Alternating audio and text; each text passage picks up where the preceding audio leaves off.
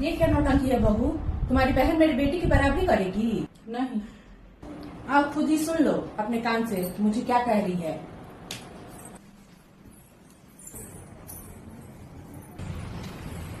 क्या हुआ छोटी?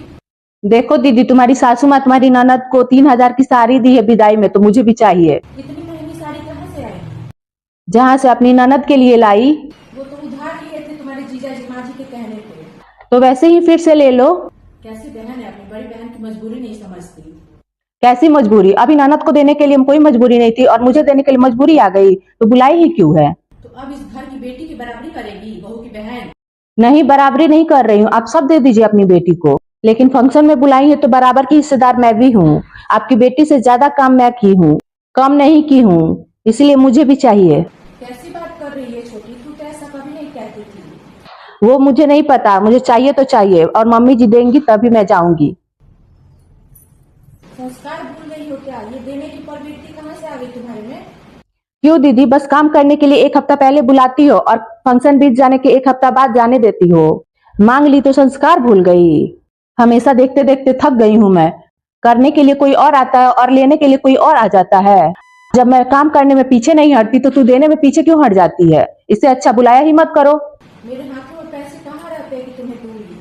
अच्छा, बुलाने के लिए मालकिन बन जाती हो और देने के समय हाथ खाली कर देती हो। तो जो बुलाता है उससे दिलवाओ। मम्मी जी अब मैं क्या करूँ, आप ही बताइए।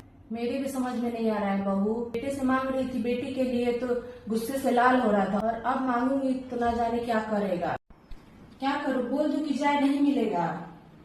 बोल दो जाए। जब तुम मायके जाना तो मेरे पास उस समय तक पैसे हो जाएंगे तो हम तुमको दे देंगे साड़ी खरीद के, और तुम ले जाके दे देना उसको। ठीक है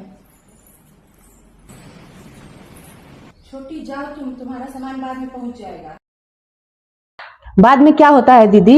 अभी जा रही हूँ ससुराल, सास पूछेगी तो क्या कहूंगी, बता दो तुम।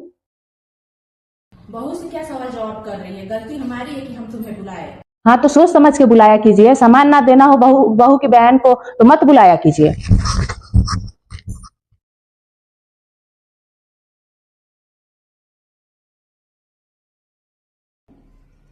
इसका मतलब छोटी हमसे गुस्सा नहीं है?